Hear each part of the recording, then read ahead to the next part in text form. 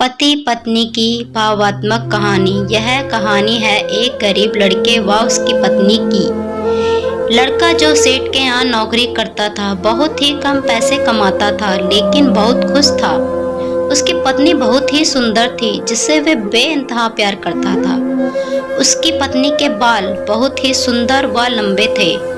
वास्तव में अपनी पत्नी के बालों को बहुत पसंद करता था। एक दिन पत्नी के बालों में लगाने वाला हेयर क्लिप टूट गया। पति काम से घर आया। पत्नी ने कहा कि मेरे बालों का हेयर क्लिप टूट गया है, उसके बिना मैं अपने बालों को नहीं संभाल सकती। यह सुनकर पति बड़ा दुखी हुआ और बोला कि तुम्हारी हर ज़रूरत को मैं पूरा करना चाहता हूँ, लेकिन मेरे पास तुम्हारे हेयर क्लिप के लिए पैसे नहीं हैं। मेरी अपनी घड़ी 1 महीने से खराब है, मैं उसको भी सही नहीं करा पा रहा हूँ। पत्नी ने कहा ठीक है, मुझे कोई खास ज़रूरत नहीं है। अगले दिन पति काम पर जा रहा था, लेकिन उसके मन में वही बात चल रही थी कि मेरी पत्नी ने पहली बार मुझसे किसी चीज़ के लिए कहा है, लेकिन मैं उसको भी पूरा नहीं कर पा रहा हूँ। फिर उसका ध्यान अपनी खराब घड़ी पर गया और उसे घड़ी सुधारने वाली दुकान पर जाकर कुछ रुपए में बेच दी।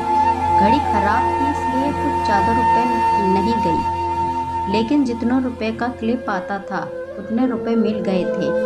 वह क्लिप की दुकान पर गया और जैसा क्लिप उसकी पत्नी का था वैसा ही लेकर आ गया। पति बहुत खुश था कि आज अपनी पत्नी को जाकर देने वाला हूँ। पति घर पहुंचा तो देखा कि उसकी पत्नी के जो लंबे और सुंदर बाल थे वो अब छोटे करवा लिए हैं। पति ने यह देखकर अपनी पत्नी से कहा, ये इतने छोटे बाल क्यों करा लिए?